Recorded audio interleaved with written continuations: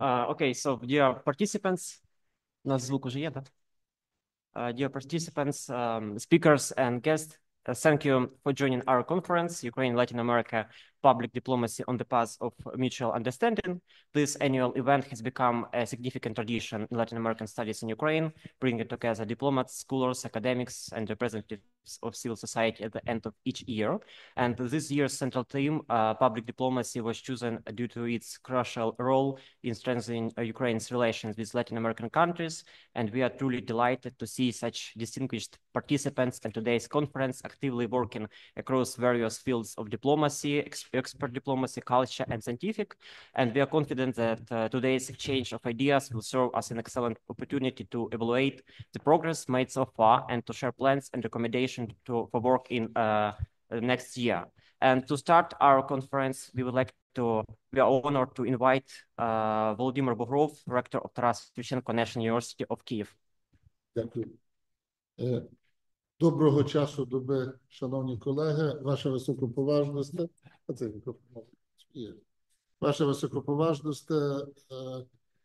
шановні пані та панове, від імені ректорату і від себе особисто хочу привітати учасників цього високоповажного зібрання, яке вже стало доброю традицією.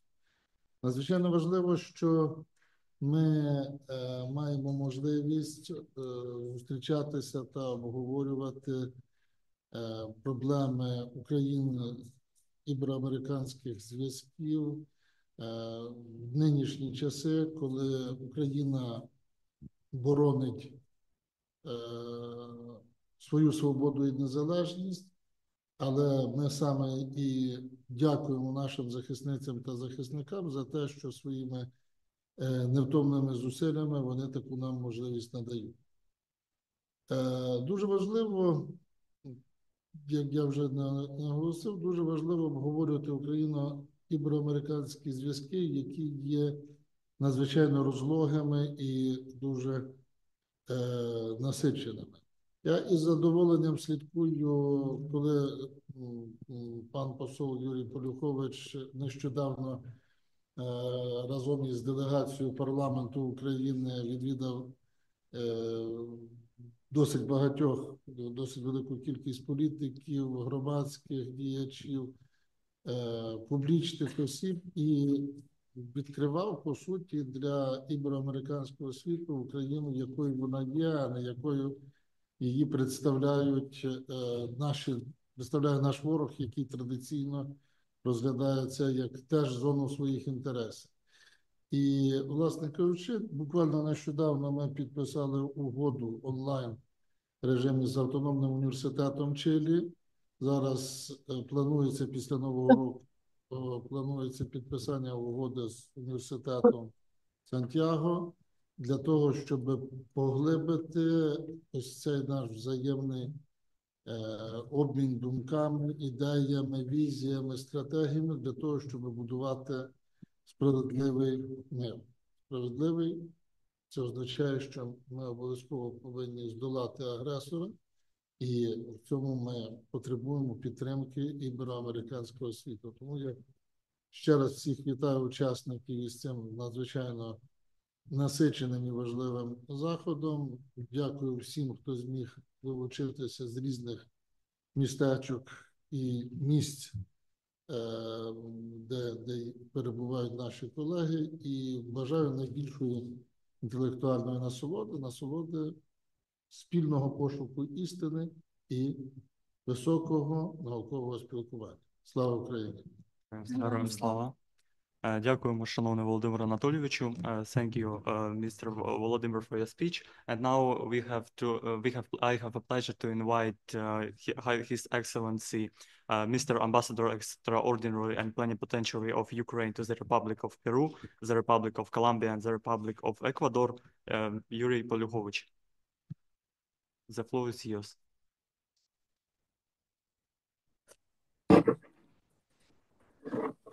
Шановний пане ректоре, шановні колеги, шановні друзі, викладачі мого рідного університету, мої студенти, які сьогодні братимуть участь у пленарній частині. конференції. Дуже радий вас вітати на третій конференції Україна, Латинська Америка, яка присвячена пам'яті відомого на весь світ вченого дослідника культури Майя Юрія Валентиновича Кнорозова. Цього року надзвичайно важлива тема конференції – це публічна дипломатія. І мені, як послу, і як вченому, само собою, адже працюючи послом, я досі залишаюся вченим. І деякі проекти навіть до цього часу, коли є вільний час, хоч його дуже мало, але доводиться дороблювати. Про це трошки згодом. Але саме публічна дипломатія є нашою силою і є нашою конкурентною перевагою, тому що в регіоні в Латинській Америці нас знають тоді, коли ми там фізично присутні. Там, де є посольство України, де є хоч якась мінімальна активність, це якась виставка, якась презентація книги, чи вечір присвячений пам'яті, ті чи інші події, це вже є наша перемога. Адже говорячи правду, доносячи цю правду до наших побратимів в Латинській Америці, ми робимо тим самим відкриття фактично для них. Адже наша біда в тому, що нас просто не знають в багатьох регіонах. І тому активна діяльність і наших посольств, і наших депутатів, які час від часу відвідують цей регіон у рамках важливих візитів, ми бачимо, що це дає результат. І треба продовжувати в цьому дусі. Є підтримка з боку керівництва нашої держави, з боку нашого Міністерства закордонних справ, і також підтримка міжнародних організацій, культурних асоціацій, громадськості на місцях для таких візитів. Треба зазначити, що в нас в планах на наступний рік і на найближчі роки заплановано відкриття не менше 5 посольств. Чому ми дуже раді, оскільки керівництво держави, наш уряд підтримує таку ідею і максимально сприяє тому, щоб це відбулося. Окремо зазначу, що для мене, як посла, в команді якого працюють мої колишні студенти, випускники історичного факультету нашого університету Тараса Шевченка, вони вже посилили мою команду і працюють у нас в посольстві. І це ще не останні випадки, які нас очікують, оскільки я знаю, що багато навіть з представників оргкомітету цієї конференції теж мають плани на Латинську Америку в якості професійної діяльності дипломатичної, саме мається на увазі. Що треба сказати? Бачив не раз, коли просто на пальцях розповідаєш про те, що відбувається в Україні, і тебе абсолютно нормально сприймають місцеві люди.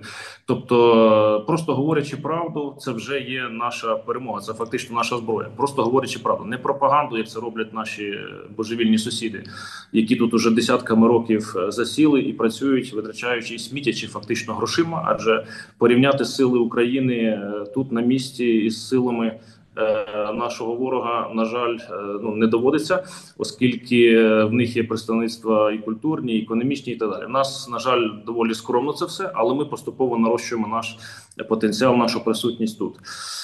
Окремо зазначу, що нещодавно відбулася міжпарламентська конференція.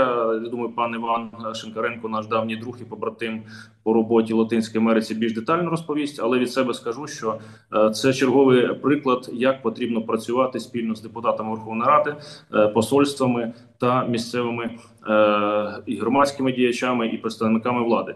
Не все так однозначно, як відомий мем є. Адже там, де ми стукаємо, там нам відкривають. Якщо ми десятками років не були присутні в багатьох країнах, а зараз лише почали свою діяльність, то і відповідно результат нас вражає, оскільки нас хочуть тут бачити, нас запрошують, і питання тільки в спроможностях і в силі представництва. Скажу від себе також, що окрім публічної дипломатії, звичайної роботи посла, посольства і нашої команди, також активно ведеться робота у наукових дослідженнях. І, зокрема, можу порадіти за всю нашу команду, яка брала участь у дуже відомому проєкті в Мексиці, в місті Майя Паленке. Ось буквально вчора вже отримав перші фотографії нашої книги. Це величезна книга на 600 сторінок, важить 3 кілограма, альбомного формату, де я є першим автором, що є для мене великою честю. Це книга написана на основі моєї української дисертації, захищеної в стінах нашого університету. І ця книга буде з 20 січня Вона буде вже на прилавках книжних магазинів Мексики, і ми плануємо низку візитів до Мексики, представляти цю книгу безпосередньо там. І маю надію і сподівання, що в нашому рідному університеті Тараса Шевченка ми представимо цю книгу на достойному рівні разом з паном ректором, з усіма колегами, і зробимо з цього відповідний захід. Ще скажу, що ми заснували цього року стипендію імені Михайла Скибицького, полковника, відомого діяча в Латинській Америці, який боровся за незалежність Перу, Венесуели та Колумбії у лавах Збройних сил Симона Болівара. І цього року була заснована стипендія. Я є одним із засновників цієї стипендії, і вже перший дослідник поїде на дослідження до Колумбових залишків до колумбових цивілізацій до Перу. Про це трошки детальніше розповім, коли цей проект запуститься, але цього року якраз така подія відбулася. Тобто ми продовжуємо гарну традицію відкриття стипендій і підтримки молодих вчених, адже латиноамериканські студії в Україні мають розвиватися, так само, як і українознавчі студії в Латинській Америці. З цього приводу скажу, що керівництво держави надзвичайно підтримує таку ідею щодо українознавчих студій для латиноамериканських дослідників, і не тільки латиноамериканських, також представників і Африки, і Азії. Але це дуже важливий крок в плані зближення між нашими регіонами, і впевнений, що наші університети України, найкращі університети України, в першу чергу і наш університет Тараса Григоровича Шевченка, візьме активну участь у просуванні таких українознавчих студій серед латиноамериканців, африканців та представників Азії. Про що, звичайно, буде трошки згодом пізніше доведено до громадськості. Бажаю всім учасникам сьогоднішньої конференції успіхів, максимально виважених дискусій, і дякую за те, що ви щороку посилюєте наш науковий потенціал і берете участь у такій важливій конференції, присвяченій пам'яті нашого вченого Юрія Валентиновича Кнорозова. Дякую всім, слава Україні! Героям слава, thank you, Ambassador, for your speech and for your active diplomatic work. And now I want to give the floor to Ksenia Smirnova, Vice Rector for International Cooperation of the Taras Shevchenko National University of Kyiv. Your Excellency, so maybe I will continue with English. So yes, our we work in English. Bilingual conference. Dear Rector, Your Excellencies, dear guests, dear students, it's my pleasure to be here and really to continue this practice on annual international conferences on learning and discussion on this creating of the bridges between Ukraine and Latin America. It's really very important, especially now. You remember that just several weeks ago, very big delegation just came to Ukraine from Latin America.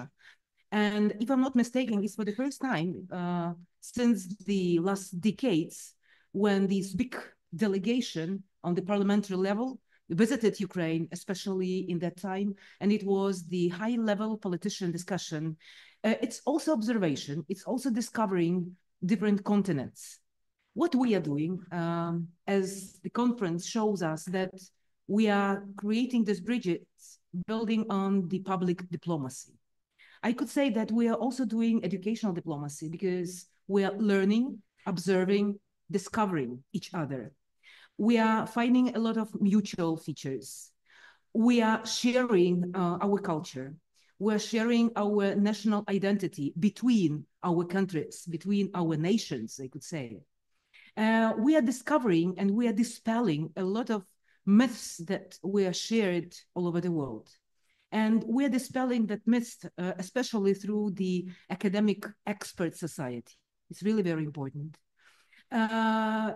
It's very important that Your Excellencies and embassies that are also here, and we also can show this political and expert input on creation of these bridges. I could say that the students, our youth and young people, we are investing on them. And specifically these young people and students, they are discovering with the professors, but after that, the students will create their own path. I'm really honored to inform our participants that specifically recent delegation from Latin America was supported by our students as a translators. And it's really very important to mention that they are doing that not only as linguists, but they are all also discovering each other. They are also showing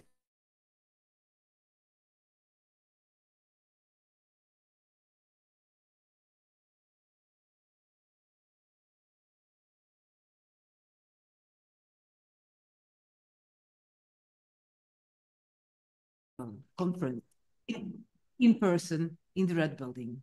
Let's dream on that. Thank you very much and good luck for all the conference participants. Thank you. Thank you for your speech. And now I would like to give the floor to Gennady Maksak, Foreign Policy Council Ukrainian Vice Executive Director. Thank you so much. Your Excellencies, dear friends, colleagues, dear Volodymyr, it is a great honor from my side to join the co-organizers of this conference. As it was said, it is the third edition of this conference, which means that 2 years or 2 editions you have already crossed, and now it is a clear path for future. And with this, I think it is very important to also highlight that the topic that you have chosen for this conference is very important and very timely. I would just say about 2 dimensions. The first was instrumental approach. The second is geographical. Instrumental, public diplomacy. This is something which complements our classical approach to cooperation with partners in different regions and on different continents. And I would go further and say that within this public diplomacy, it is very important also to pay attention to expert diplomacy. The direction which is I think also gives us more leverage and more opportunities to understand more about the regions and the countries, because Latin America is not a single-minded region, and we have different countries, different governments. That's why I think that expert diplomacy and expert meetings, conferences could also enrich your work and cooperation between different continents. Second part, geographical, it is very important, and we see that now Latin American Caribbean is one of the important regions, and we have a lot of delegations to Ukraine and from Ukraine to the region, which gives us possibility to talk to different counterparts. And I would say, just from experience of being to the continent 2 weeks ago, that it is very important to understand how people think, how society is oriented towards Ukraine, towards Europe. And there is uphill struggle for us to talk to these people intensively and to inform them about situation in Ukraine, about Russian war against Ukraine, and about societal moods in the Europe at large. So Madame Smirnova also mentioned educational diplomacy. I think it's a very good direction when we see that students could learn from their early years in education universities about situation on the ground, about history, about political systems, about economy of countries, because it's really enriches. And it's my great pleasure and honor that also among our member teams, team members in Ukrainian Prism, we have also graduates from your faculty, from university. So with this, I wish you good productive work and many contacts and many friends on other part of the world. Thank you so much. Thank you. Thank you for the speech, and thank you for this cooperation. The next speaker I want to invite it's Ivan Shenkarenko, member of Parliament of Ukraine, chair of the Ukraine-Mexico Interparliamentary Friendship Group. So the floor is yours. Вітаю. Так, чути добре, да? Добре.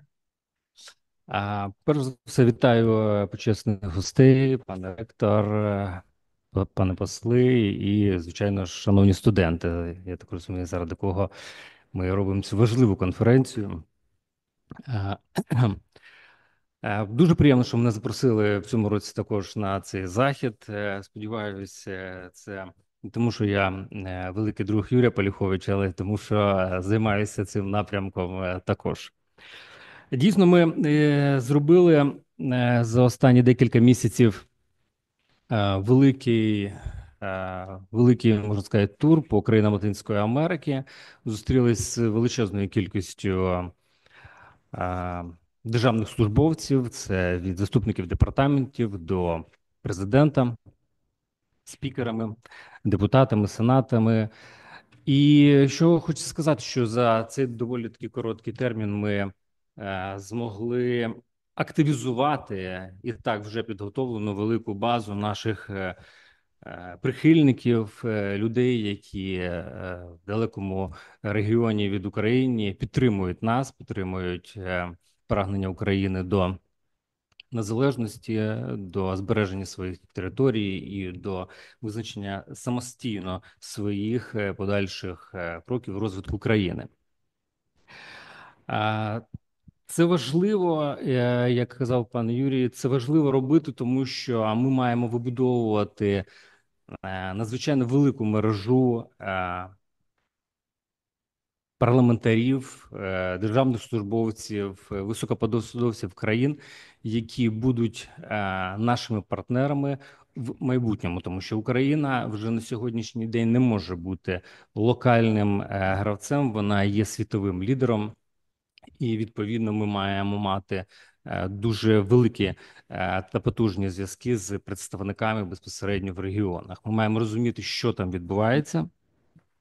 Ми маємо розуміти наших партнерів, ми маємо розуміти їх культурні аспекти, їх особливості для того, аби ми могли ефективно вибудовувати стосунки між нашими країнами та досягати цілей, які будуть взаємовигідні кожному з наших партнерів. Я вже наводив цей приклад. Ми зустрічалися з цього літа з представником в посольстві Перу, з заступником посла, і вона сказала дуже важливі слова. Ви, українці, маєте зрозуміти, що в Латинській Америці, безпосередньо вона говорила про Перу, ми інші, і ви маєте зрозуміти це в процесі вибудови стосунків ваших з нами, враховувати всі ті важливі наші культурні моменти та наші прагнення та нашу історію для того, аби досягти того, чого ви хочете в рамках нашої співпраці. Саме для цього, мені здається, робиться ця конференція, саме для цього студенти вивчають мови, саме студенти для того обмінюються культурним досвідом з нами і безпосередньо політиками, для того, аби могли ми ефективніше робити це в майбутньому. Я трошки пізніше розповім про Захід, але найголовніше, що я хотів би сказати під час свого виступу сьогодні, це те, що під час Заходу ми спілкувалися, який нещодавно проходив в Києві, ми спілкувалися з представниками, студентами університету, які допомагали нам з перекладами англійська, іспанська, португальська мова. І під час одної розмови, одного діалогу,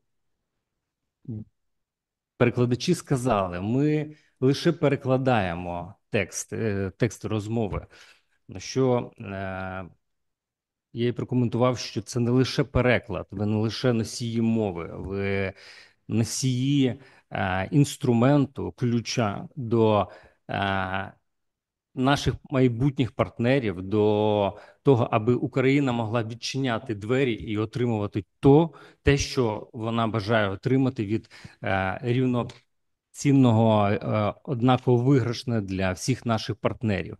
Це не лише мова, а й культура. Я мав можливість бути присутнім просто на неймовірному заході, коли студенти пана Юрія посла Поліховича здавали. Це, мабуть, семінар був, якщо я не помиляюсь, і студенти там, під час нашого відрядження ми приїжджали з однієї точки на іншу, і студенти здавали тему, яку вони досліджували під час підготовки домашнього завдання.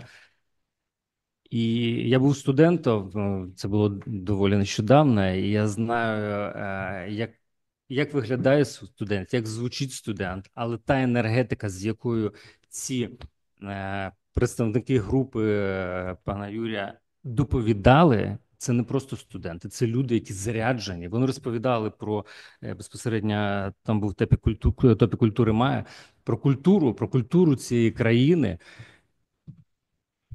І це також не просто культурознавці, це просто міст до сердець наших партнерів, які живуть в цих регіонах, які надзвичайно поважають, цінують, досліджують свою культуру. І ми поважаємо, і студенти пана Юрія точно закохані в цю культуру і в те, що відбувалося там. Мова, культурні аспекти, я сподіваюся, і бізнес, якісь економічні об'єднання між нашими країнами. Це однозначно те, що зробить нас міцніше, те, що дасть можливість нам зруйнувати насправді не такі вже і міцні, потужні і чисельні представництва, які в регіонах є. Так, там є посольства, в яких є сотні людей. Вони є в кожній країні. Але я перепрошую, пан Юрій відповідає за 3 посольства. Пані Оксана Марецька 4 посольства в регіоні. І нещодавно, тиждень назад, в країну тільки від 2, так би мовити, осередків цих Латинської Америки в Україну приїхало більше 30 людей. Це парламентарі з регіону, які приїхали в Україну в той момент, коли сюди мав прилетіти якийсь черговий терористичний снаряд.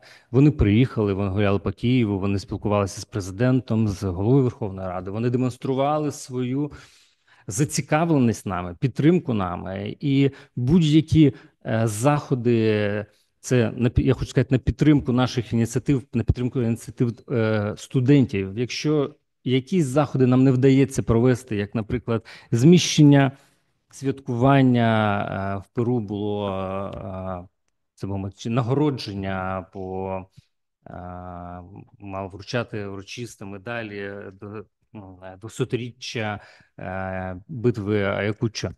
Ми лише змістили його, але так, росіяни наклали дуже багато. Для нас це лише як зміщення невеличке, але ми йдемо нашим треком. І це абсолютно нічого не значить. Це лише для нас інформаційний привід. І всі партнери в регіоні, всі люди, яких ми зустрічалися, з якими ми зідзвонювалися, вони всі розуміли, наскільки це нікчемно і абсолютно нічого не означає, які це просто слабкі потуги зупинити те, чого неможливо зупинити. Тому я хочу закликати, давайте 2 слова ще про нашу конференцію. Приїхало 50 представників з 14 країн. Вони побачили все, що тут відбувається. Вони почули відповіді на ті запитання, вони могли особисто задати ці запитання президенту, голові Верховної Ради, віце-спікеру. Неймовірна вдячність студентам і членам вашої організації «Призма», які допомагали нам з перекладом та, скажімо так, в оперативному вибудові місточка між тим, що відбувається в Україні, те, про що ми говоримо, і до представників Латинської Америки, які розуміють наш дуже добре. Я приведу ще один приклад. Я запитав в одного з перекладачів, які були присутні тоді в нас на Заході, чому люди з Латинської Америки не вчать англійську мову. Чому вони не вивчають англійську мову? Вони знають іспанську, португальську. Чому так мало тих, хто знає англійську? Вони кажуть, ми не хочемо, щоб бути захопленими американцями. Це пояснює, можливо, десь те, що вони розуміють і нас, і це додатково підтвердження того, що ми на одній сторінці. Останній мій меседж – це те, що я хочу закликати і підтримати всіх студентів, які займаються цим напрямком. Я вже сказав, що надзвичайно важливо те, що ви робите. Це дійсно необхідно. Ваші знання необхідно транспортувати до українського парламенту, хто займається міжпарламентською дипломатією, пропонувати, створювати офіси по роботі з Латинською Америкою, з країнами Латинської Америки, якщо відповідні депутати мають ці напрямки. Я впевнений, що вас чекають, і я впевнений, що ваші ідеї, ваші знання, які отримали ви під час навчання, та ваша зарядженість цією культурою, це однозначно буде величезною плюсом, допомогою в наших майбутніх цілях нашої країни. Дякую. Дякую, пане Іване, за ваші слова. І now we would like to invite Mr. Ambassador Audencio Contreras Gonzalez, Ambassador Extraordinary and Plenipotentiary of the United Mexican States to Ukraine. Your Excellency, please, the floor is yours.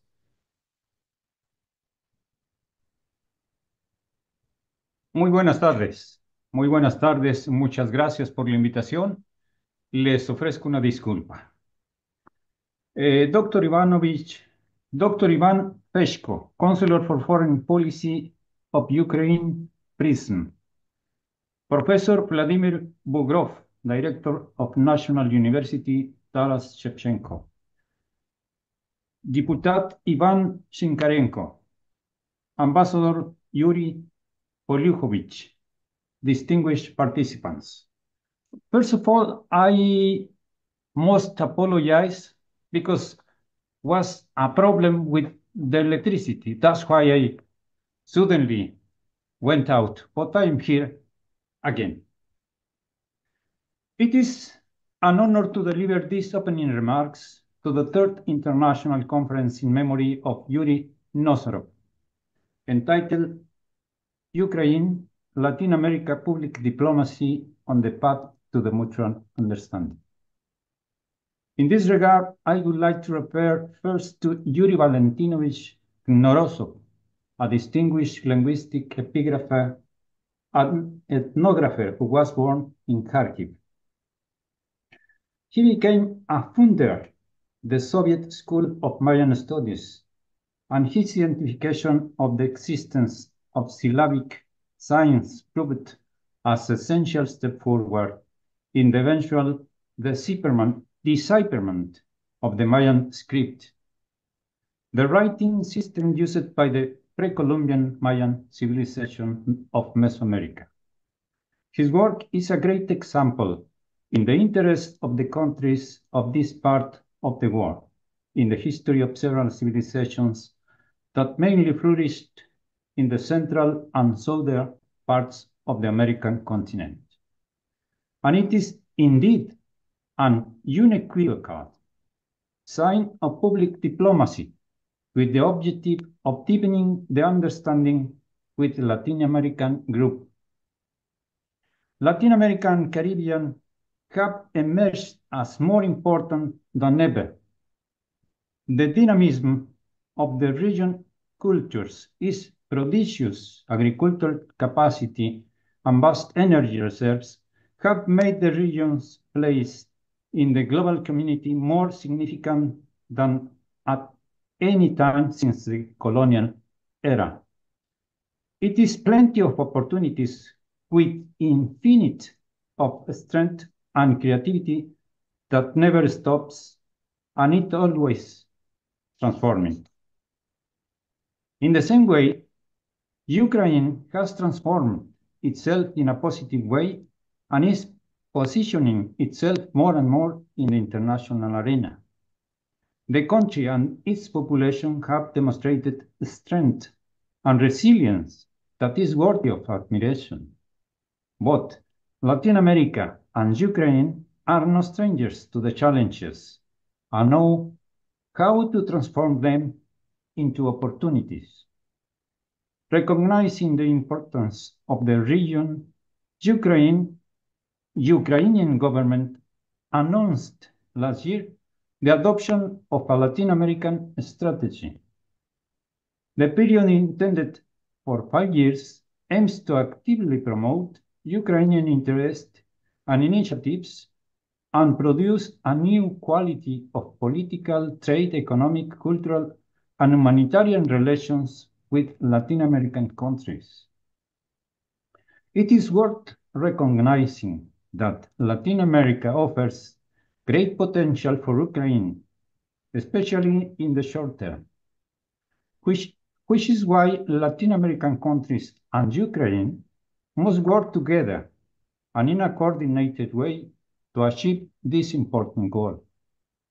Just as Professor Knorozova contributed in his time to understanding of a distant region, it is now evident the boost that Ukraine is granting to the relationship with Latin America, which shows that despite the distance, there is a desire, a will, and a commitment to continue paving the way towards mutual understanding. And I really hope that in the short time, our relationship will really more strength than ever. I hope really, and I wish, I do my best in order to get this goal. Thank you. Thank you very much to all of you. Thank you for your speech, Your Excellency. The next speaker will be head of the Department of Modern and Contemporary History of Foreign Countries of the Taras Shevchenko National University of Kyiv, Mr. Oleg Mashevsky. Please. Dear Rector, dear ambassadors, dear colleagues, our speakers, we are happy to welcome you to our traditional International Latin American Conference. Under conditions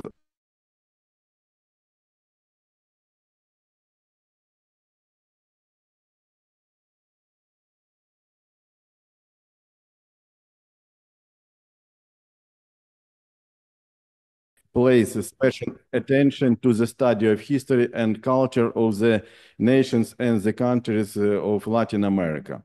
At the same time, students study very hard Spanish and English languages. The Department of Modern and Contemporary History of Foreign Countries created a Center for Latin American and Iberian Studies, Casa Iberoamericana, led by Associated Professor Natalia Shevchenko. The known scholar Yuri Polikhovich, a lecturer of the American and European Studies program, currently serves as ambassador to Peru, Colombia, and Ecuador. It's very important that this is third conference dedicated to the memory of Yuri Knorozov, an outstanding Ukrainian scientist from Kharkiv, who decoded the Mayan script. Thanks a lot for our organizing committee, especially its youth section led by Ivan Fechko and Eduard Kuzmenko. I wish you productive work and thank you for your participation. Take care. Glory to Ukraine. Слава Україні. Героям слава, пане Олеже, дякуємо. І зараз now we want to give the floor to Professor Volodymyr Sergeychuk, head of the Department of History of World Ukrainians of the Taras Shevchenko National University of Kyiv. Шановні учасники конференції, шановний пане ректоре, шановні студенти, які активну участь взяли в організації цієї конференції, я хотів би почати з того, що весь світ знає про українське хліборобство. Весь світ знає, що найбільший, найкращий хліб вирощують українці на найбагатших у світі землях, на чорноземах. Справді, українці мають найбільше чорноземів. І не тільки, власне, в межах сьогоднішньої України, але й там, куди вони переселилися як колоністи-хлібороби. Це і Поволжя, Слобожанщина, Сірий Клин, Далекий Схід, ну і американські прерії, прерії Північної Америки. Але я хотів би сказати, що наші українці – єдиний народ, очевидно, у світі, який оволодів мистецтвом хліборобства не тільки на чорноземах, а й на землях, які червоні. Бо коли ви приїдете в Південну Америку, то ви там побачите, що наші українці, переселенці, в основному раніше з Галичини, Буковини, Закарпаття, вони навчилися вирощувати високі врожаї хліба на червоній землі, червоноземи.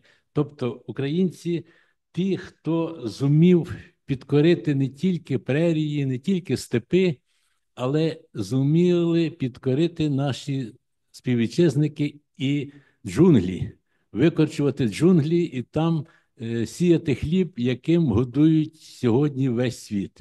Чому я про українське хліборобство так багато на цьому зупиняюся? Тому що українці сьогодні все більше і більше переселяються до Південної Америки. І якщо за ті 130 років, коли ми говоримо, українці вже були в Бразилії, в Аргентині, сьогодні їх стає все більше і більше. Ну і розумієте, що оця страшна війна, яка сьогодні прийшла на нашу землю, вона змусила багатьох наших співвітчизників, особливо жінок, рятувати себе і дітей наших, майбутнє України. І вони дісталися не тільки до Європи, не тільки до Північної Америки, а дісталися і до Південної Америки. І ми повинні сьогодні бути вдячні урядам південноамериканських країн, що вони зустріли наших біженців, допомагають їм влаштуватися і пережити цю страшну біду для нашого народу. Ту біду і страшну біду, час якої українці стоять на захисті всього світу. Я думаю, це розуміють і в Південній Америці, коли так співчутливо ставляться до наших українців. З огляду на те, що конференція присвячена Південній Америці, я хочу сказати про те, що українці зробили значний внесок у розвиток економіки, освіти, культури південноамериканських країн. Ну, хоча б сказати про те, що вихідець з Галичини, колишній мер Львова Юрій Полянський, став головним геологом Аргентини. І це він найбільше дослідив Анди, найвищі гори Південної Америки. Таких прикладів можна навести багато. Скажімо, генерали, начальник Генерального штабу Аргентини, родом із Тернопільської області. І ще можна називати такі імена, які прославили не тільки Україну, але прославили і країни нового свого проживання, країни Південної Америки. Ми сьогодні ставимося з більшою увагою до української діаспори в Південній Америці. І навіть от Іван Фечко, про якого ви всі вже сьогодні не раз чуєте, який є одним з організаторів цієї конференції, він якраз готує кандидатську дисертацію про вплив українських діаспор Південної Америки на свої уряди в плані налагоджування тісніших взаємовигідних зв'язків України з цими державами, тобто країнами Південної Америки. І особливо це важливо в нинішній період, коли, ще раз нагадую, український народ стоїть на захисті світової цивілізації. Дякую всім за увагу і бажаю плідних успіхів нашій конференції. Дякую вам за чудові слова. And now I want to thank all the guests and organizers of our conference for these opening remarks and speeches. And now we come to the plenary session. The session name is The Role of Public Diplomacy in Promoting Global Cooperation between Ukraine and Latin America. And I want to give the floor to our moderator, Oleksiy Haran, Professor of Comparative Politics, Naukma, Academic Advisor at the Ilko Kucherev Democratic Initiatives Foundation.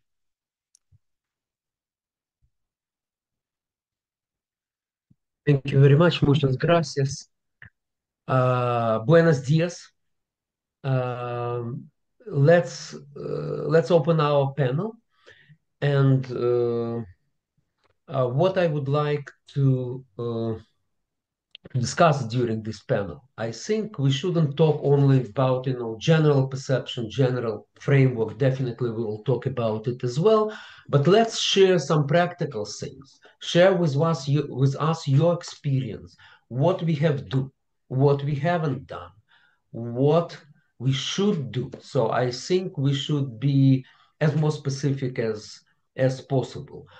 Second point is that because of blackouts in Ukraine, I will need to change a little bit the order. So the first would be Mr. Jaramillo, and the second would be Ms. Vakarchuk.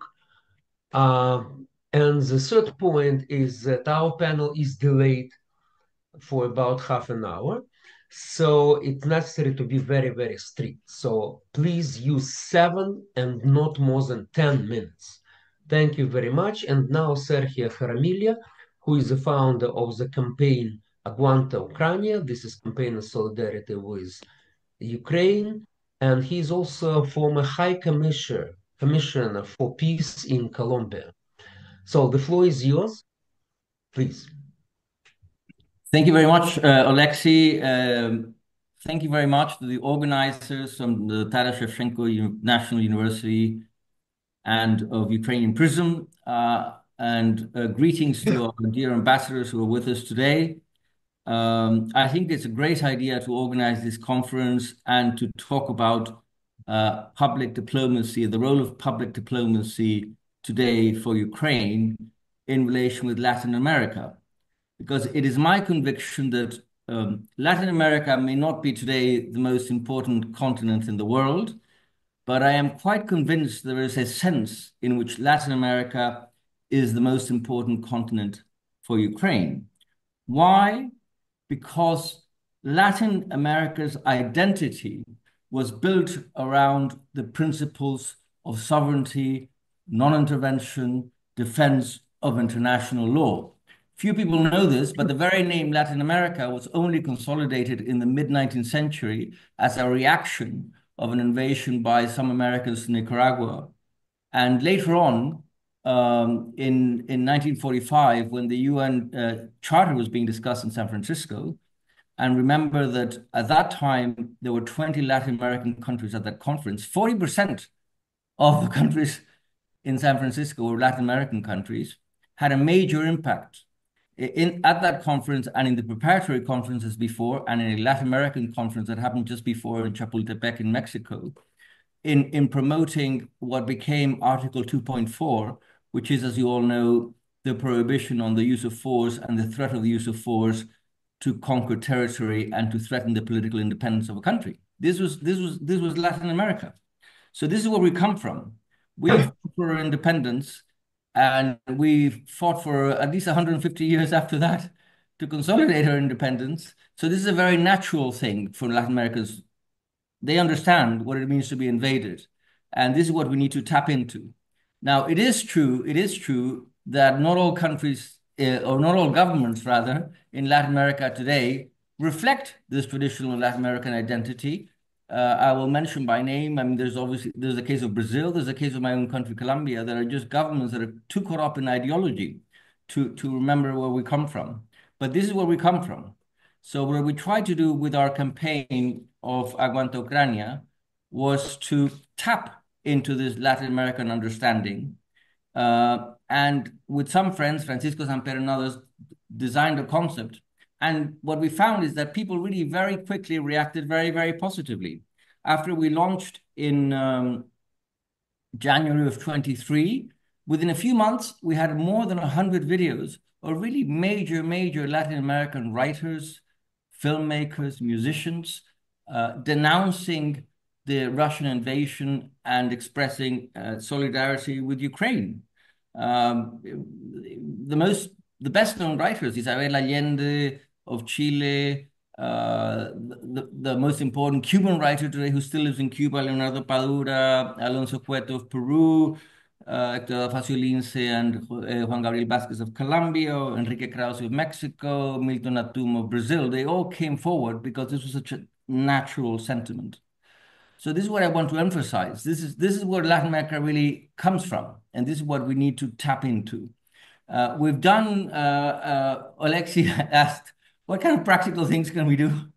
So, I mean, we've been trying to do with this campaign practical things. So, for example, when all Latin American presidents were in Brussels last year for the EU Select meeting in July, we put 250 placards all over Brussels with saying, we Latin Americans are with Ukraine, or an invasion is an invasion, and just trying to do true public diplomacy. We've organized also a number of conferences where Alexei has been kind enough to participate, virtual ones. It's now so easy to do exactly what we're doing today, which is if we know traveling is difficult, but communicating virtually is easy. So we've done lots of those.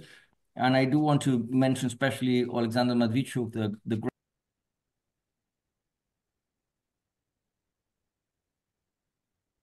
Oops. Are there problems? Turn on your microphone. Sergio, your microphone is off now. Please, could you turn on? Sorry, just muted by accident. I'm just finishing the on the practical note. We started a series called Letters from Ukraine, where in all the major papers of every single Latin American country publish every month a piece by a Ukrainian writer of what the war is like and what the Russian invasion is like. And what that shows you is that all these editors have sympathy for Ukraine. I'll just mention one example. The editor of Clarín in Argentina. Clarín is the second most widely read Spanish language newspaper in the world after El País in Spain. Every month, Clarín publishes a letter.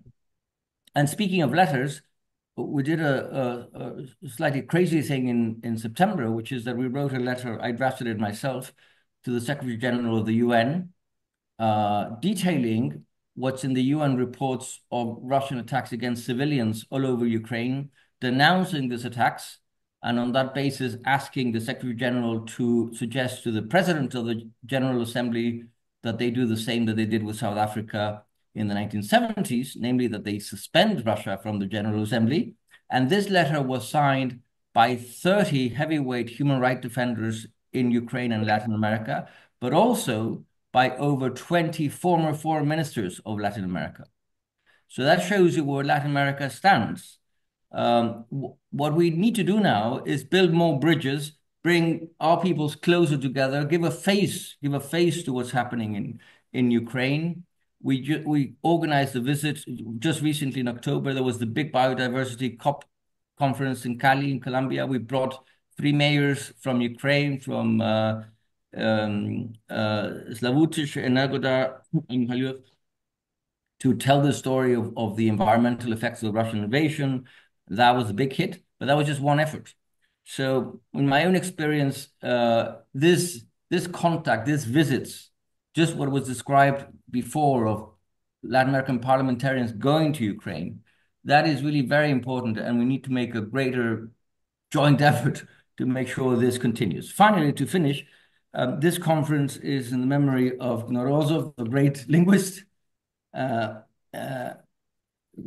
impressive achievements, but I cannot finish my brief remarks mentioning memory of the great writer Victoria Melina, who, as you may all know, was killed with us in Kramatorsk as we were visiting the Donbass in June of last year. But Victoria is present in Latin America. I'm in Colombia at the moment.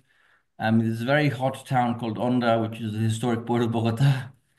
Very far from Ukraine, but very close as well. And I was just in a bookshop in Bogota a few days ago, and her book is there. And when all of this happened, in the worst possible way, but it made the war present to Latin Americans. People understood this is real, this is what's going on. And so Victoria is a very powerful voice here, and it has really helped to increase the empathy of Latin Americans for Ukraine. And this is, I think, what I want to end with, this word, empathy. This is what we need to work on. And Victoria, we had, and we still have our best ambassador. Thank you very much. Muchas gracias. Thank you, Sergio, for your thoughts and for being very disciplined. It's actually 8 minutes, so even a little bit ahead of time.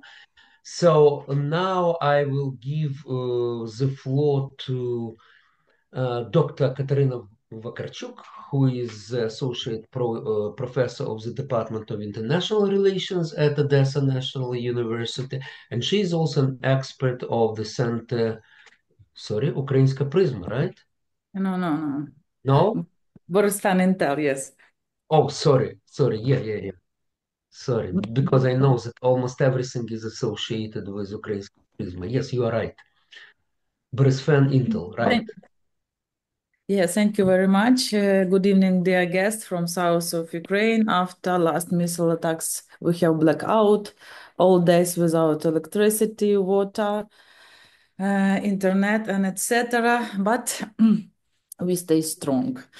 And I want to represent you some my investigations about Ivan, maybe you can, I think, yes. My investigations about way to improve Ukrainians' relations with Latin American countries. In this summer, I was in very big global conference in international relations where 50% was from Latin American countries, a lot of academics, scientists. That's why my investigation, my thesis was, of course, about perceptions of Russian-Ukrainian war in Latin American countries. And my second part of my thesis, it's about my ways, my practice, what we have to do, what Alexei recommend to discuss here. The third year of the Ukrainian struggle for the territory right to live an independent country is underway. The world was divided. Of course, we know who support in Latin American country, who support Russia, and who remained neutral. That's why I don't talk about this. But one of the most pressing questions is whether it's possible to hope for the international support for Ukrainian from Latin American countries amid brutal Russian aggression. Do they always side with Ukrainian during voting in the United Nations General Assembly? Then it comes to our territorial integrity, the provisions of arms, humanitarian aid, and other forms of assistance. Despite the geographical distance of Ukraine from the Latin American region, it's necessary to use all the leverage and support for Ukraine on the international stage. Demonstration, relies, fundraising, providing weapons, cooperation with diasporas, with academics, with scientists, with foundations, and etc. Next, Ivan. The Russian-Ukrainian war has affected all regions of the world, and reconsideration, reassessments, and updated of Ukrainian foreign policy concept have become crucial in light of current global political and economic realities. This report focuses on what Ukraine needs to do active relations with Latin American countries, deepen cooperation, combat, firstly for me very important, combat with Russian propaganda,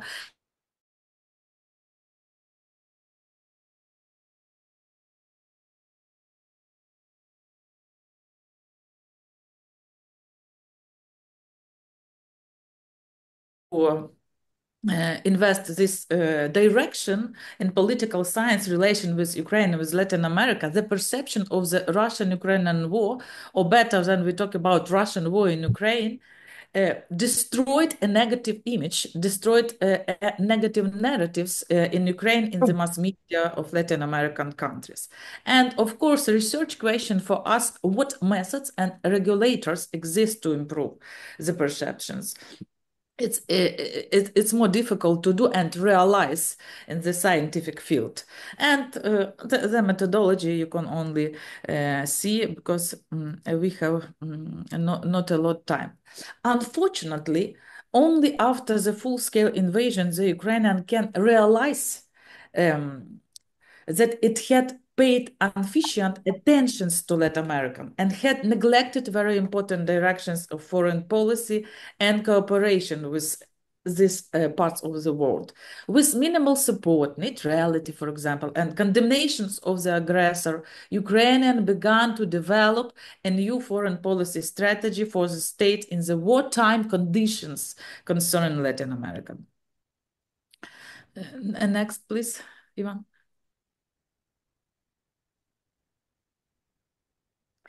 Ways to improve Ukrainian relations, very briefly, with Latin American countries. In 2023, Ministry of Foreign Affairs of Ukraine developed the new strategy for the development of relations between Ukraine and countries of Latin America and Caribbean.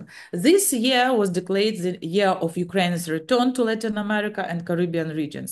And this strategy is the first of its kind in Ukrainian history, and it's designed for 5 years. It was very interesting because a lot of questions at this conference was from Latin American country participants about what is that, what we have to do, how we can realize and promote this strategy. But this new strategy outlines important aspects regarding securing support for Ukraine from the countries of the region, Russian aggression, the occupation, temporarily occupied territories, very important to inform new Ukrainian narratives, and how we can to connect with different different institutes, because academic conference we can to contact after, of course, official part. And for example, this summer we tried to organize a little bit a winter school with our students from Odessa National University and from different Latin American countries, particularly from Mexico. Essentially, the next slide. Essentially, the communication strategy is a roadmap that protects the country's interest beyond its borders to make the strategy work. And designed for the 3 years, I think all of you know about this strategy, but for participants from Latin American country, it's new. It was interesting because it's a firstly in Ukrainian history and international foreign policy we realize this strategy. Of course, one of the most challenging tasks for Ukrainian diplomats is to explain that Ukraine is separate subject of international law. Ukraine had its own potential and ready to cooperate with region in various fields. Next, please. Regarding cultural diplomacy, discussions have been ongoing for a long time, and only recently have there been certain results from these representations. And very briefly, important case in this communication strategy is its combating of Russian propaganda and disinformation. It's a public presidential discussion with Latin American journalists. Next, please. That's why it's a more official direction of our countries. Here you can see information about work of our Odessa Center of Disinformation Studies. It's a new center we create only 2 years ago, but we have very good cooperation with Radio Marti. Maybe you know about this Office of Cuba Broadcasting, where have territory. This is office is in Miami in USA, and we have a very good project about influence of Russian disinformation, particularly in Spanish language media, and write a lot of articles connections with Russian propaganda in Cuba, and how in Cuba perceived the Ukrainian war, about voting in the United Nations, and etc. You can see a lot of information in this site, and I think it's a little bit step when we talk, and Ukrainian scientists can to introduce own articles and organize a Ukrainian view on the war, Russian war in Ukraine. And very 2 minutes left. Yes, I'm conclusions, please, Ivan, you can. Okay, come back, please.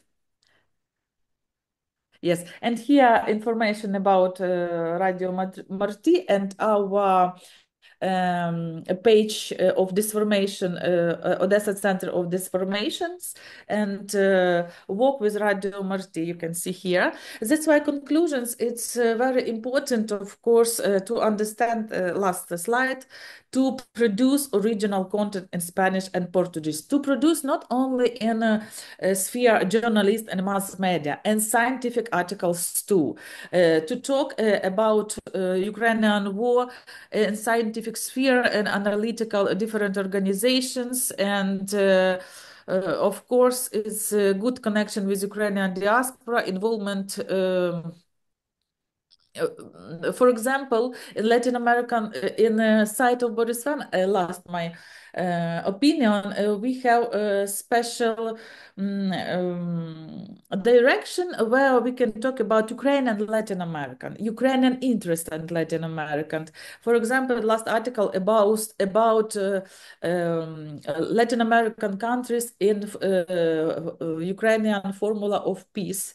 That's why I think now Ukrainian scientists and different my colleagues from Nikolaev, from Kiev, from Odessa, stay more closely to, for Latin American thesis, for Latin American countries. Thank you very much for this opportunities. Muchas gracias por la atención y en esta oportunidad. Thank you very much. Just, I think, on one of your slides, for future, it's necessary to expand the map because for some reason, I believe technical reasons, definitely, some countries appeared out of the map, so, but it's technical, definitely. I can upload, that's why Ivan upload, because very bad electricity, very bad. Yeah, okay. So now the floor is, now please, Mr. Juan Pablo Toro, who is Executive Director of Athena Lab, a leading Chilean think tank. And next would be Dr. Soloviev. Thank you. Please. Well, hello, everyone. Special to my colleagues, to the ambassadors here in this discussion. It's an honor to be here and discuss these important matters. So in order to use my little time, I want to go straight to the title of the conference, Public Diplomacy, and what does it mean? Public diplomacy is the practice of engaging with foreign audiences to strengthen ties, build trust, and promote cooperation. In that sense, and following the instructions of the moderator of the conference, Mr. Haran, I'm going to share some practical experience. Yes. Well, as you mentioned, Athena Lab is a think tank located in Chile, very far away from Ukraine. But for the very first moment, when the invasion starts, we support the Ukrainian embassy here in every way we can. So the first public activity organized by the new ambassador here, Mr. Yuri Dudin, was co-organized with Athena Lab. So in that sense, we are helping Ukraine to reach the Chilean audience. Because after almost 3 years of the invasion, I think that it is still important to explain to the Latin American people why Ukraine matters. Because as my colleague of prison said, that this is not single-minded region.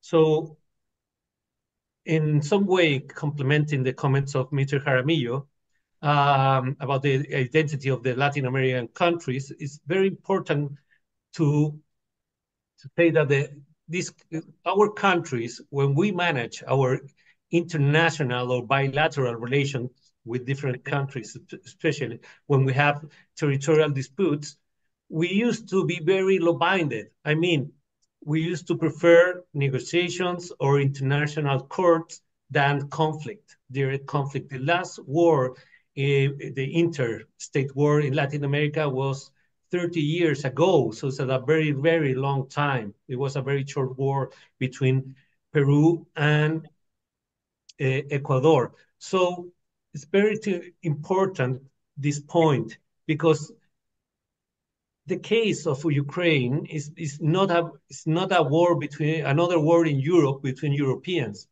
It's a country that is suffering an aggression itself, of course, it causing a humanitarian tragedy every day, as you say. But now there's a country that belongs to the UN Security Council that is breaking the rule-based international order. So this is why Ukraine matters, because we are very law-binded countries in Latin America. So we need to defend the international regulations because it's the way we manage our relations with the world. So that's the first point. So Ukraine matters. Also, and as my colleague Katerina said, the case of Russia. I mean, Russia is, of course, the aggressor here. It's very clear. In my country, there's, from the very first time, the former governor of President Piñera, who passed away, a center-right government, basically condemned the aggression, supports Ukraine, and the current government, a very leftist government, support Ukraine too. So there's a consensus still in society, and this is very important to keep this consensus. So in that sense, we need to avoid these narratives about that this war is caused by the expansion of NATO, or the idea that all sides have some responsibility in this war, something that in some way the Brazilians or the Brazilian government is trying to promote in order to be some kind of broker. So, but I think it's a total mistake and it's not fair. So Russia, of course, is the aggressor, but Russia is also harming Latin America in many ways. In one way is to supporting dictatorships here in this region. I mean, thanks to the Russian support, Nicaragua, Cuba, and Venezuela, of course, are extending the life of their dictatorial government. And in the case of Venezuela, Venezuela is exporting insecurity towards South America in terms of irregular migration, in terms of criminal gangs that are expanding their ties or the links across the region. So basically, we are facing the same enemy, Russia. Russia is creating harm here too. So that is important, not to basically accept these narratives that this is a very far away conflict. We will have nothing to do with in the case of Ukraine. Yeah. So that's my second point. In terms of cooperation, it's important the cooperation between governments, of course, but I think it's important the cooperation in terms of the civil society. So we recently signed an agreement, an MOU, a memorandum of understanding with Ukraine Prism. So both think tanks from different parts of the world basically decided to start a new cooperation in order to understand better the reality of the different countries and from these different regions. So I think that this is a very important. And also I think everyone here, if we have some relationship with media, we need to use different spaces to clarify the importance of the Ukrainian for the importance of Ukraine in the world, the case of Ukraine for Latin America and for our specific countries. I use every op-ed in the main newspaper here to explain the case of Ukraine from time to time. And we need to also, as a civil society, identify some different areas of cooperation. I mean, maybe you don't know, but Chile is a tricontinental country with positions in Oceania, but also in Antarctica. In Chile, we support every time the Ukraine icebreaker Nosfera visit Punta Arenas, the southern city in my country, to reach Antarctica, the Chilean Antarctic program support the Ukraine Antarctic program too. So it's very important to identify different areas of cooperations. Of course, you need humanitarian aid. Of course, you need ammunition and weapons. That's okay. But of course, we need to be very aware if there's some areas. Sergio Jaramillo mentioned culture. Culture is very important. I mean, the books of Andrei Kurhov, Harkov are very important too. And it's very important to promote the Ukrainian culture, because in some way, Latin America became universal in the world thanks to literature. I mean, most of our Nobel Prizes are writers, not scientifics. So Ukrainian literature, it could be a very important tool to promote your country, your values, and your history here. So that is basically my 3 points here. Still, it's important to explain why Ukraine matters. Second of all, it's important to explain why Russia is an aggressor and how Russia is harming our region too. And third point is important to seek ties, strong ties between the civil society of both countries and both regions. Thanks.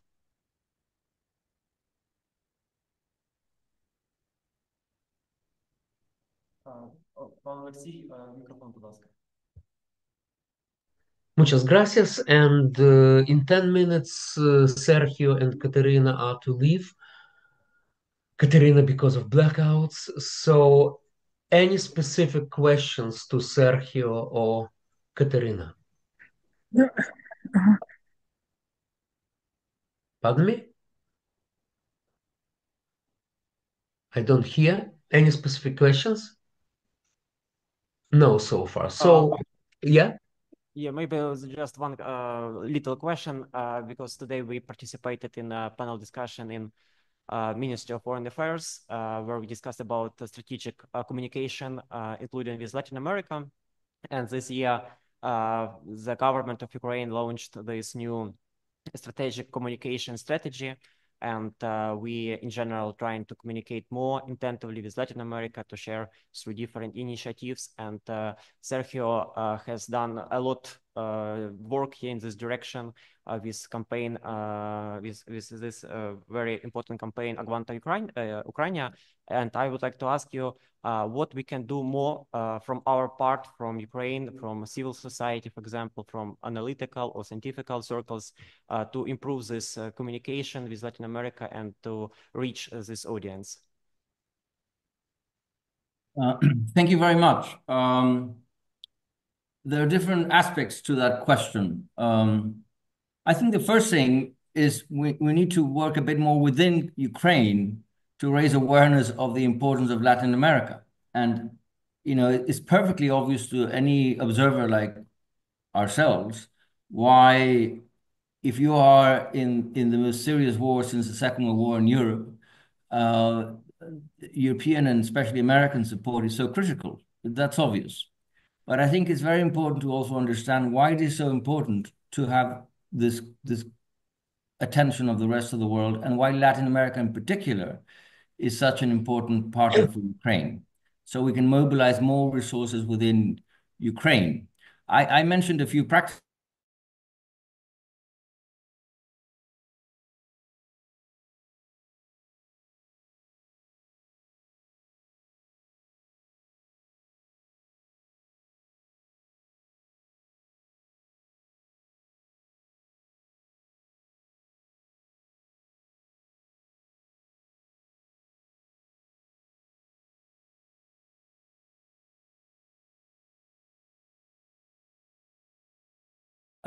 And especially with the scenario coming up of the new Trump administration and all the discussions that are in the air, which you know what they are politically and militarily, it is really very important to make a renewed push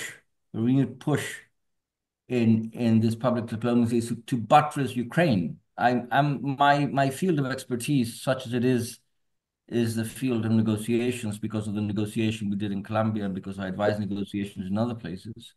And if you want to go into negotiation with a strong position, one of the things you need to do is make sure that the diplomatic side is really in place and is supporting you. So I think there's a lot we can do. But by the way, I'm not encouraging negotiations myself. In the case of Ukraine, I'm just repeating what's in the press and what may happen with a new American administration. So I think there's more reason to really activate this. And I want to just, again, pick on Juan Pablo's suggestion of really consolidating a network of institutions and think tanks in Latin America that link with Ukrainian ones. And the visits. The visits are really hugely important. They make a big difference. And they're difficult for people because traveling is very difficult for Ukrainians. The mayors we brought to Cali, it took them 2 days to get to Cali. But once they're there, is the face, and people just see somebody speaking, and it's just a completely different thing. So we also need to work, I think, jointly more on that kind of thing. Muchísimas gracias. Any more questions to Sergio and Katerina? Okay. Okay, thank you very much. And now we will proceed with Dr. Solovyan, please, who is head of the Hybrid Warfare Analytical Group at the Ukrainian Crisis Media Center. And next would be finally Eliza Schmelkis. Yes, please, Dr. Solovyan.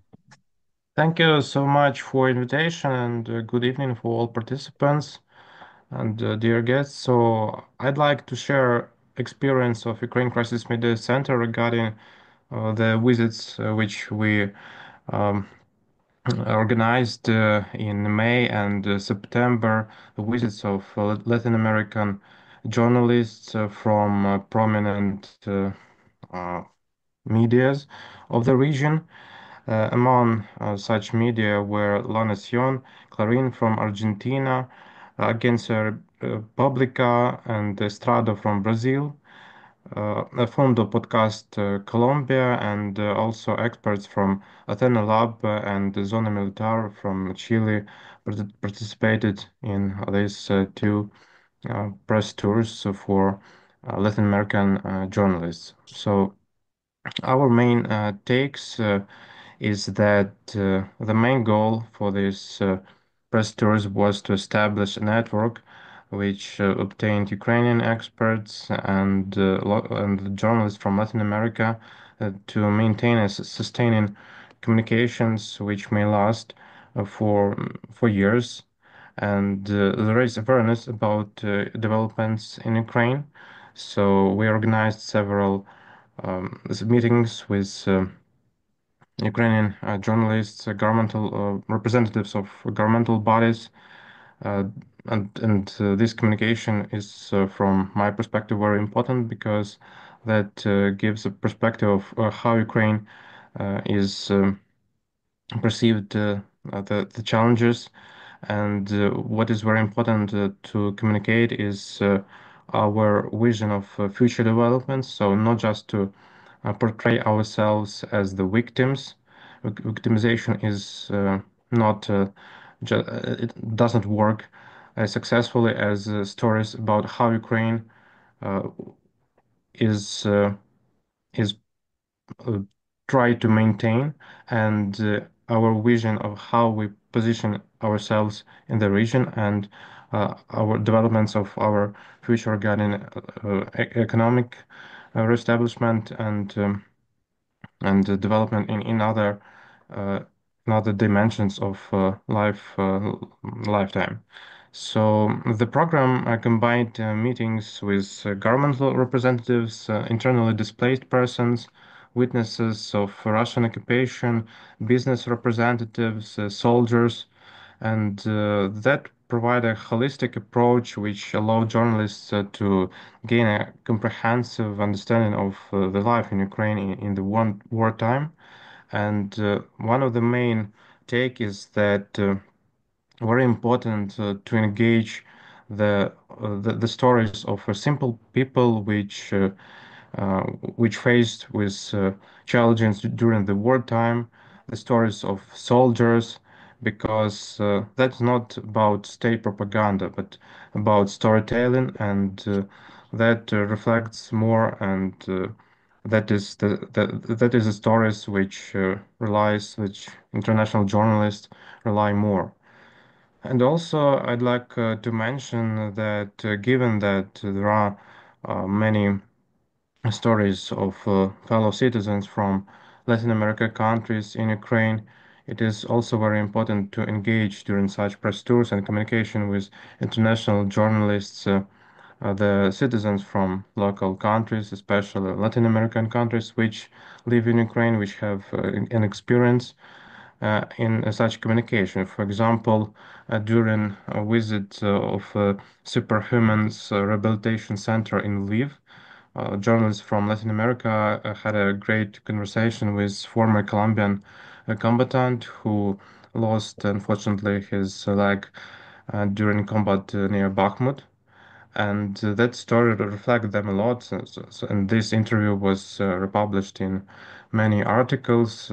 By the way, we received more than 30 articles as a result of these two press tours. But I heard like to mention that, as I know, about 2,000 Colombians were engaged in a war in Ukraine, and it is a matter for us, for Ukraine, to actively act in the informational space to commemorate those who gave their lives and those who also lost their health, because it is very important to tell the truth and to avoid Russian attempts to portray them as mercenaries, but to provide the counter narratives about Colombians that fight, and also other representatives of other Latin American countries that fight in Ukraine for the freedom of the victim of Russian aggression, of the victim of neo-imperial ambitions of Russia. So that is very important during such press tours and other formats of communication between Ukrainian representatives and local media is a lens of their fellow citizens in Ukraine, because that really make a shift in the views on Russian-Ukrainian war, and such personal stories really work and engage more audience. Also, it is very important to mention the stories about a simple life, culture during the war, translations of Ukrainian literature, and that can make a real shift to more robust and a deep understanding of Ukrainians, Ukrainian culture and society, and our commitments towards the and our resilience during the wartime. To finalize, I'd also like to mention several issues like preconceived visions. When some journalists come to Ukraine, they were convinced about, for example, nighttime life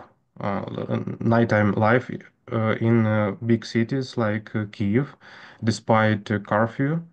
And also there were many rumors spread among them about problems on mobilization. And that means that not all of them, and completely none of the journalists which we communicated with did not receive these numbers, these stories from RT Today, for example, or other Russian outlets. But this is more about misperceptions of the Western media, and for Ukraine, it is the challenging story to give the real numbers, to provide more current information and explain some legislative initiatives, for example, to the local medias, and that burden is about communication between Ukrainian expert society and local media. So very important really to develop awareness of Ukrainian expert society regarding the region of Latin America, and also establish this network of communication when local journalists have the contacts of Ukrainian experts. And also very important take is to develop expertise on Ukraine among local expert think tanks in the countries of Latin America, so that may provide more deepening understanding of Ukraine as a sovereign nation and as the force that overtake the challenge of Russian aggression. 1 minute left. And the last take is, which I'd like to mention, is strong ideological involvements of some media representatives, mainly about the story of the World War II, and Russia is actively using these shifts. So for Ukrainian embassies and academia, I think it's also very important task to give Ukrainians perceptions of some historical issues, and that is why very important to explain history and culture from Ukrainian perspective within the information space of Latin America countries.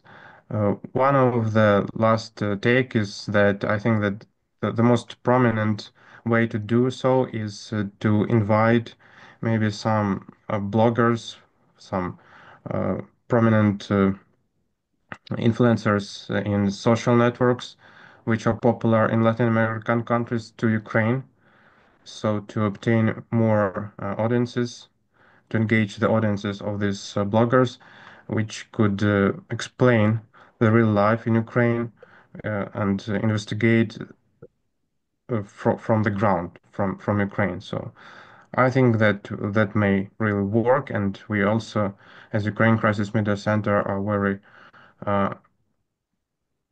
interested in providing any expertise and also providing another press tours for Latin American countries and exchange of our experience. Thanks. Thank you very, very much. And now we were waiting for this moment. Elisa Schmelkes, who is co-founder of the House of Casa de Ucrania, correct?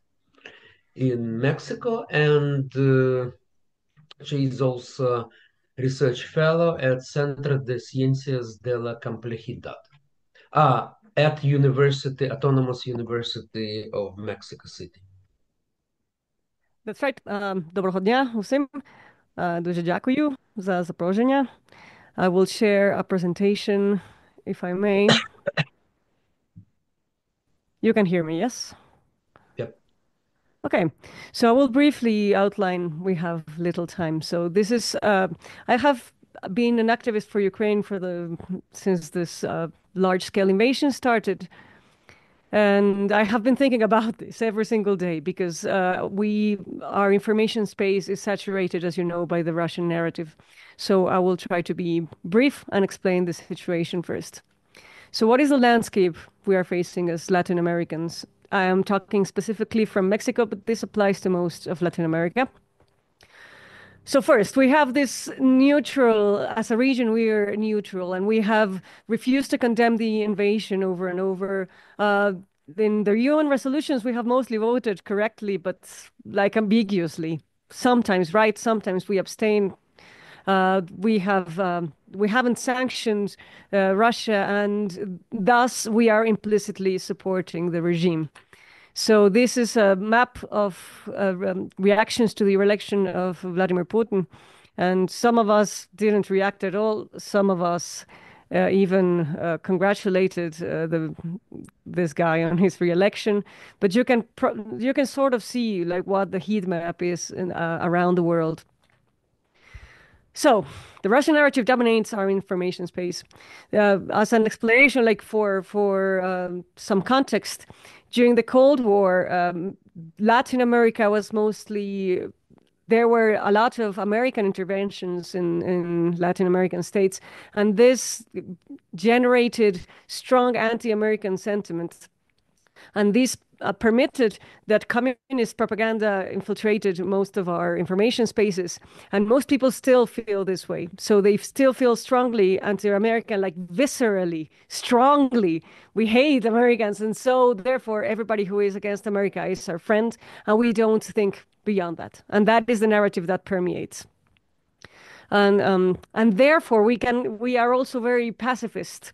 So we can, if we get the long-range missiles authorization, for example, the headlines here in Latin America, day in and day out, where World War III is coming, and so we don't understand like how Russians operate. We don't understand that they are like violent people. They just want to attack Ukraine, and they must be stopped by force. Like our mentality here is like, let's all be friends, let's all be brothers again.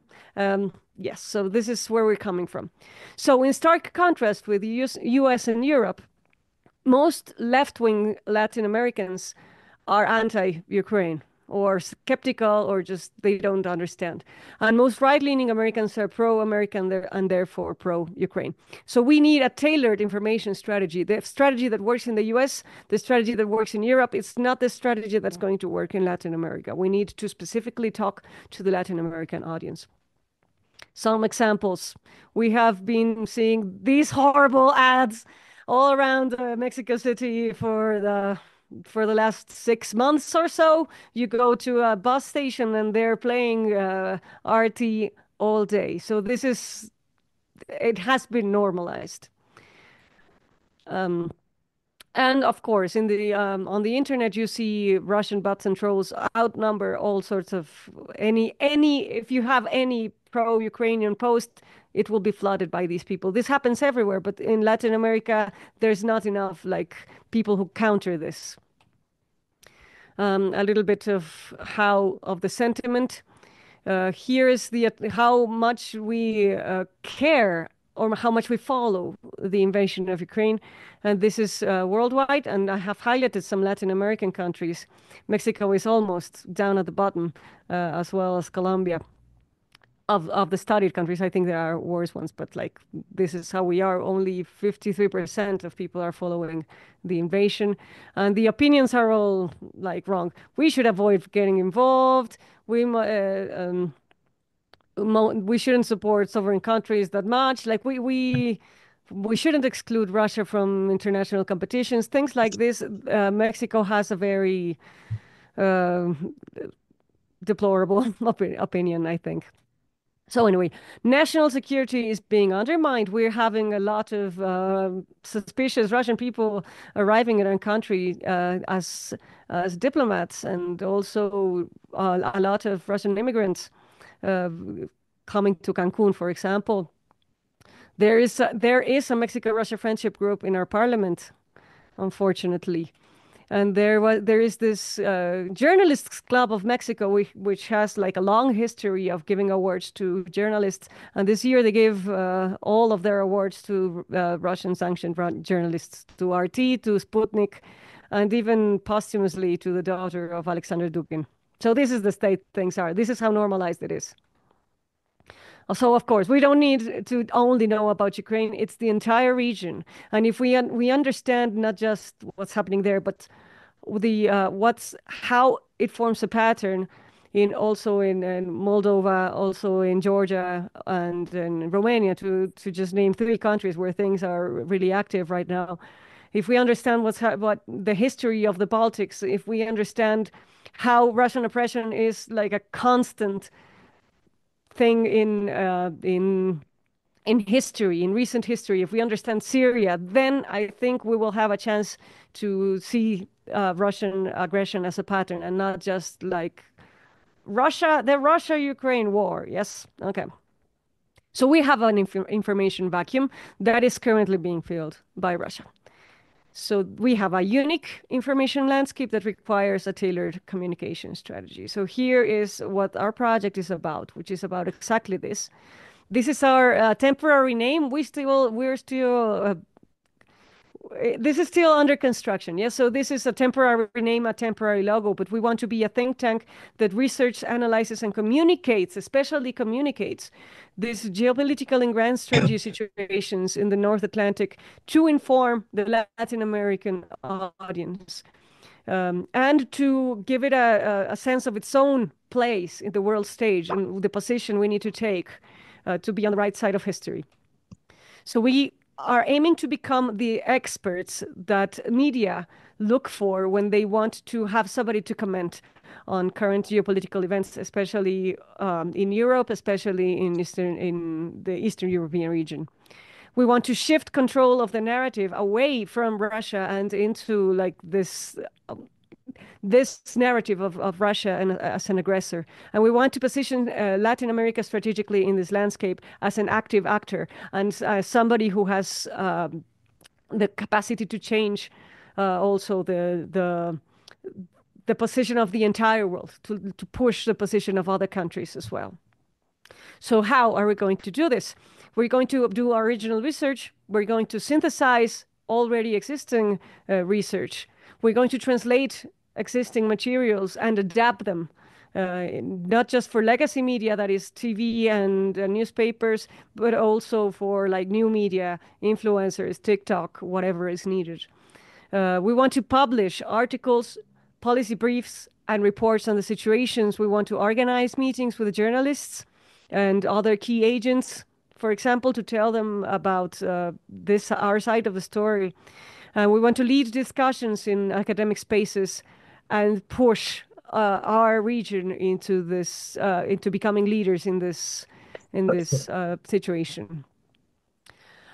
So we need to have Latin American voices, not just American voices, not just European voices, but our own voices, because we can be skeptical of other speakers. And we need to have voices from all walks of life. So journalists and scholars and critical theorists, we need to have all of those. So who are we? Just broadly. I know. So broadly, this is one of our leaders. He's Alexis Herrera. He's specializing in war studies. This is myself. I'm an economist and a complexity. I study complexity scientist, and I also specialize in soft power. He is a specialist in peace studies and conflict resolution, critical theorists, and we have already made contact with some established voices who will join us, like these two people who have been like very vocal in favor of Ukraine.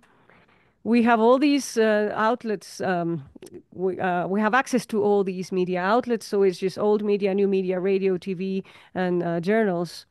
And we want to expand to all of Latin America, so we are already looking for some contacts with all of you guys who have already spoken tonight. And to be more specific, we are looking for funding. We are looking, that's our most important objective right now.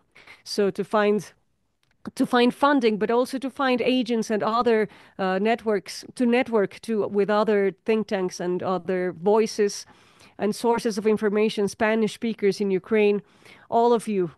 We want to connect with all of you, but especially if you have an idea of where to find funding, that is where we are right now. So that's it. That's us. We are only starting, but this is our project, and we are already working, even though we don't have funding. We are already pushing this forward. Thank you.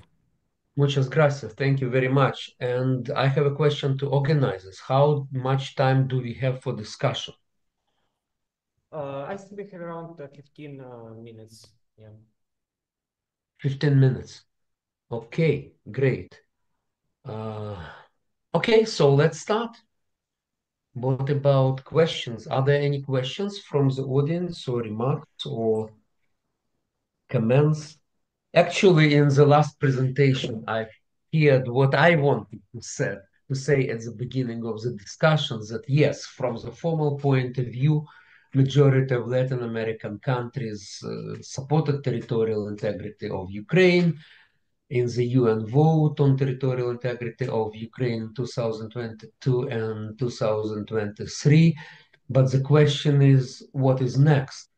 What is next? And here, yeah, we see that there are problems, you know, and then, you know, different plans together with China, which do not recognize that there is a war in Ukraine, and some calls to Ukraine for abstract peace, abstract negotiations, without even demanding from Russia to withdraw from Ukraine. So you know what country I'm talking about. But the same is true for some other, you know, and very important Latin American states, large Latin American states. So the question is, well, perhaps to our Latin American participants, what should we do? How can we influence the governments, if any? Thank you. Anybody wanted to answer my question or comment? Mr. Toro, are you here?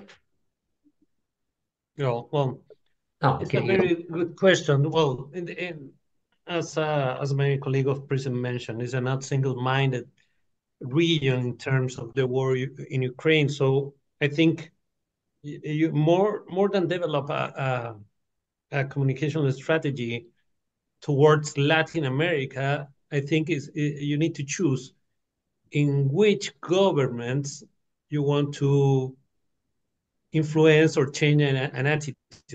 I mean, of course, you don't have any problem with Chile, I mean, in terms of diplomatic support, but it could be very difficult to move forward from diplomatic support to military support. I think there's no consensus here over that. But if you want to get more influence over, I mean, Brazil, it's going to be very, very complex. I mean, Mexico, it's very, very complex. So you need to, my recommendation is basically choose in different countries and what level of influence you want to get in that different countries. Probably you need to make more efforts in Brazil and Mexico because are the biggest countries. And both governments are very ambiguous in terms of their position about Ukraine. So you can basically design a strategy, identify different governments and the level of effort you need to do in order to change the attitude of this government. And after that, you need to choose what are the tools that you're going to use. I mean, invitations, I mean, seminars, I mean, increasing your diplomatic presence in your embassies. And that's my opinion, because every time when governments, I mean, the US government launch a strategy towards Latin America, it fails. After many, many decades, the Americans learned that it's better to develop specific agendas for different countries. In the last strategy, European strategy towards Latin America, basically they choose Brazil and Chile and I think Mexico and Colombia just to increase their presence or basically to increase their efforts in order to basically to get results. These wide strategies that really don't work, because I think the Latin Americans, the Central Americans see the world in some way, the South Americans in some way, people from Mexico are very focused in the US. I live in Mexico, so I travel across Latin America. I lived in Colombia, I live in Mexico, well, I live in Chile, but that's my suggestion. There are different audiences. Okay, thank you very much. Anybody else? Actually, Ms. Schmelkes elaborated on this in her presentation, but would you like to add something to that? Sorry, my internet fell. So what was the question again? Could you repeat it briefly? Well, the question was about, because you elaborated actually on that in your presentation about, yes, the countries voted for territorial integrity, but what is next? Okay, you elaborated on that. But if you would like to add something, please. No? No. Okay, good. So, anybody else? Олексію Васильовичу, доброго дня, якщо дозволите. Так, звісно. I would like, first of all, praise the initiative that was presented by Elisa. I think it's very useful. And I would like to allow some ideas that in Ukraine we do not understand always that the agenda of Russian war against Ukraine is not define the politics in the Latin American countries. This is first thing that we sometimes forget, and the second is that we also need to cross-cultural communications because, well, we frankly speaking, the communication as we communicate between Ukrainians is not as we, for example, we can't tell directly about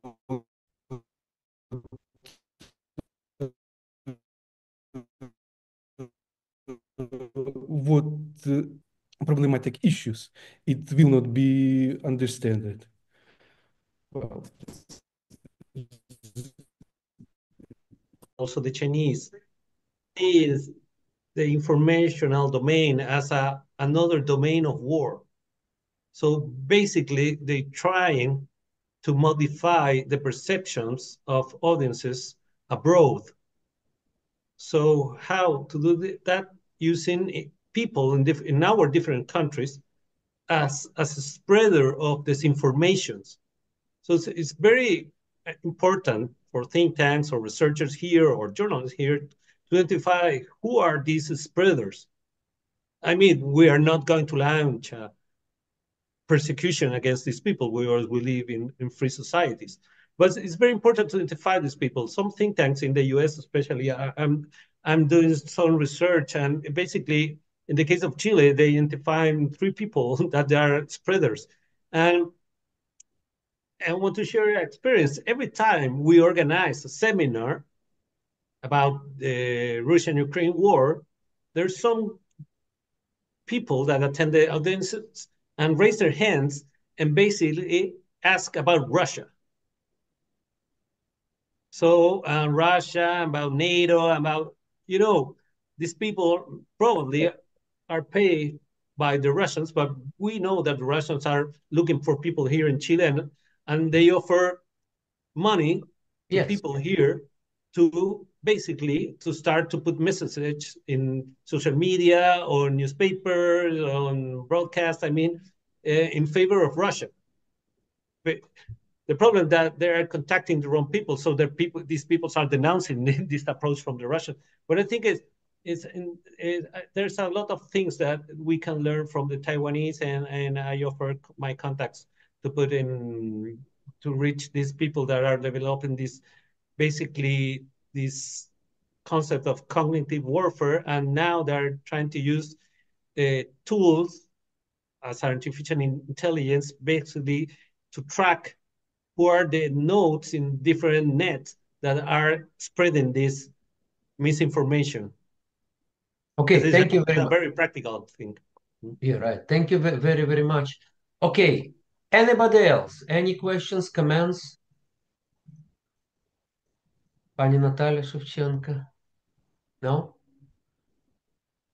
Thank you, Alexei, but I have no questions. I have a proposition to continue our discussion in the new format. I mean, the new session, because we have to start our work on the section number 1. Okay, So okay, good. I ask all participants to enter and continue our discussion Okay, there. I will give the floor to Ivan, who will explain, how then to proceed, because there are 3 sections, right? Now, let me say that today is Friday, 13th, but nevertheless, we are doing great job, and thank you very much to all panelists who participated. It's really a great job. Muchísimas gracias. And now I'm giving the floor to Ivan Fichko. Yes, thank you first of all to all participants on this panel. I think it was really interesting and important discussion, and we will have this recording also in Facebook of Ukrainian Press, so anyone who interested can listen this. And thank you, Mr. Harang, for accepting the invitation to be also part of this panel and moderate this panel as well. And as Natalia Shevchenko, the member of organization committee, said that we really have to move on and continue our conference in a section. So all participants, we invite you to continue our work, and you can open the program of conference. You can find there your section, and then you see Zoom link. And please follow this link, open this, and have a nice work in the section.